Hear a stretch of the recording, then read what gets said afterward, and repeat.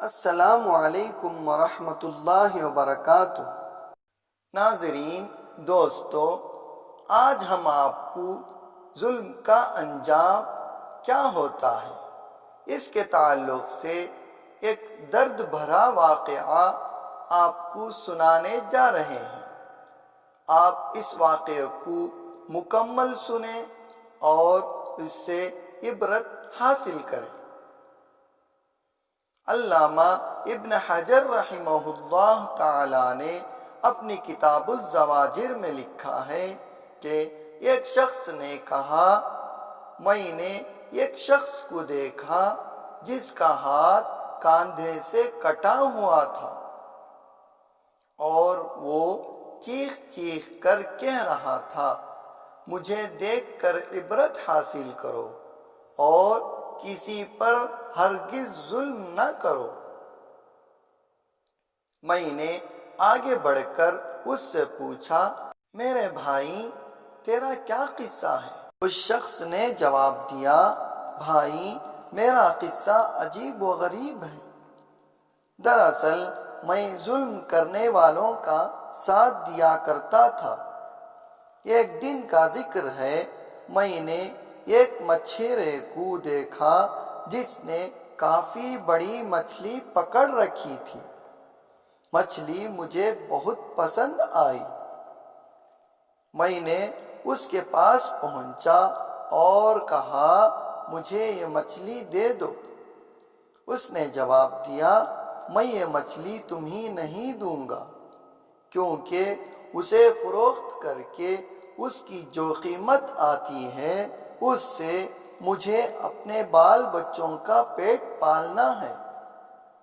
میں نے اسے مارا، پیٹا اور اس سے زبردستی سے مچھلی چھین لی اور اپنی راہ لی۔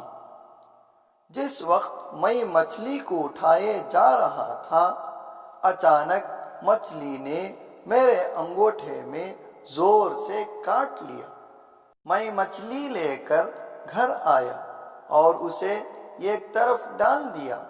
اب میرے انگوٹھے میں درد اٹھا اور اتنی تکلیف ہونے لگی کہ اس کی شدت سے میری نیند اڑ گئی۔ پھر میرا پورا ہاتھ سوج گیا۔ جب صبح ہوئی تو میں طبیب کے پاس آیا اور اس سے درد کی شکایت کی۔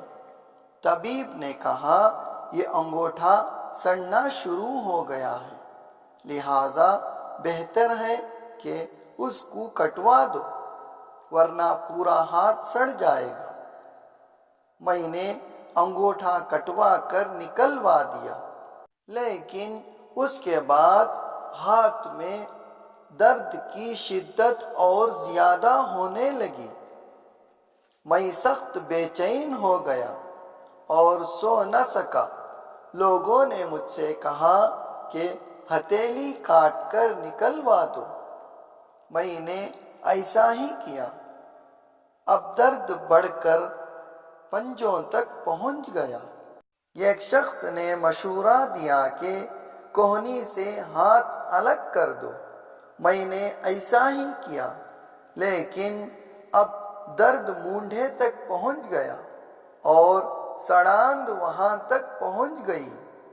لوگوں نے کہا کہ اب تو پورا ہاتھ مونڈھے سے کٹوا دینا ہوگا ورنہ تکلیف پورے بدن میں پھیل جائے گی۔ اب لوگ مجھ سے پوچھنے لگے کہ آخر یہ تکلیف تمہیں کیوں کر شروع ہوئی؟ میں نے مچھلی کا قصہ انہیں سنایا۔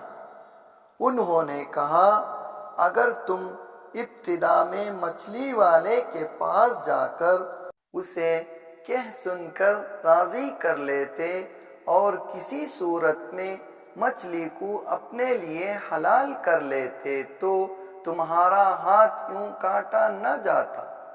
اس لیے اب بھی جاؤ اور اس کو ڈھونڈ کر اسے خوش کرو ورنہ تکلیف پورے بدن میں پھیل جائے گی۔ اس شخص نے کہا، میں نے یہ سنا تو مچھلی والے کو پورے شہر میں ڈھونڈنے لگا آخر ایک جگہ اس کو پا لیا۔ میں اس کے پیروں پر گر پڑا اور انہیں چوم کر رو رو کر کہا کہ میرے آقا، تمہیں اللہ کا واسطہ مجھے معاف کر دو۔ اس نے مجھ سے پوچھا تم کون ہو؟ میں نے بتایا میں وہ شخص ہوں جس نے تم سے مچھلی چھین لی تھی۔ پھر میں نے اس سے اپنی کہانی بیان کی اور اسے اپنا ہاتھ دکھایا۔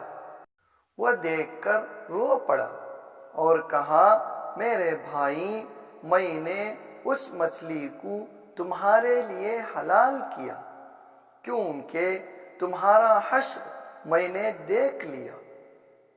میں نے اس سے کہا میرے آقا، خدا کا واسطہ دے کر میں تم سے پوچھتا ہوں کہ جب میں نے تمہاری مچھلی چھینی تو تم نے مجھے کوئی بد دعا دی تھی؟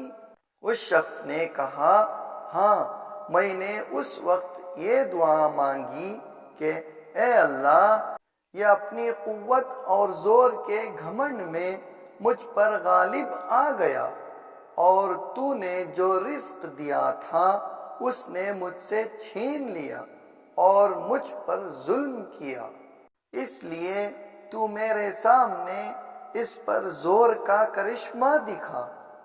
میں نے اسے کہا میرے مالک، اللہ نے اپنا زور تمہیں دکھا دیا۔ اب میں اللہ کے حضور میں توبہ کرتا ہوں اور وعدہ کرتا ہوں کہ کسی ظالم کی مدد ہرگز نہیں کروں گا، نہ کبھی خود ظلم کروں گا، نہ ان کے دروازے پر کبھی جاؤں گا، اور انشاءاللہ جب تک زندہ رہوں گا اپنے وعدے پر قائم رہوں گا۔ کسی شاعر نے کیا خوب کہا ہے، جب تمہیں اقتدار حاصل ہے کسی پر ہرگز ظلم نہ کرو، کیونکہ ظلم کا انجام ندامت اور شرمندگی ہے۔ تیری دونوں آنکھیں سوتی ہیں اور مظلوم جاگتا ہے، اور تجھے بد دعائیں دیتا ہے، اور اللہ کی آنکھ کبھی نہیں سوتی۔ ظلم کرنے اور ظلم کرنے والوں کا ساتھ دینے سے اللہ تعالی ہم سب کی حفاظت فرمائے۔ مظلوم کی آہ لینے سے اور اس کی بد دعا سے اللہ تعالی ہم سب کو بچائے، آمین۔ اس طرح کے اور بھی واقعات سننے کے لیے اور قرآن پاک مکمل تجوید سے پڑھنے کے لیے ہمارے چینل کو سبسکرائب کریں اور بیل آئیکن کو ضرور دبائیں، لائک کریں، شیئر کریں۔ جزاکم اللہ خیرا۔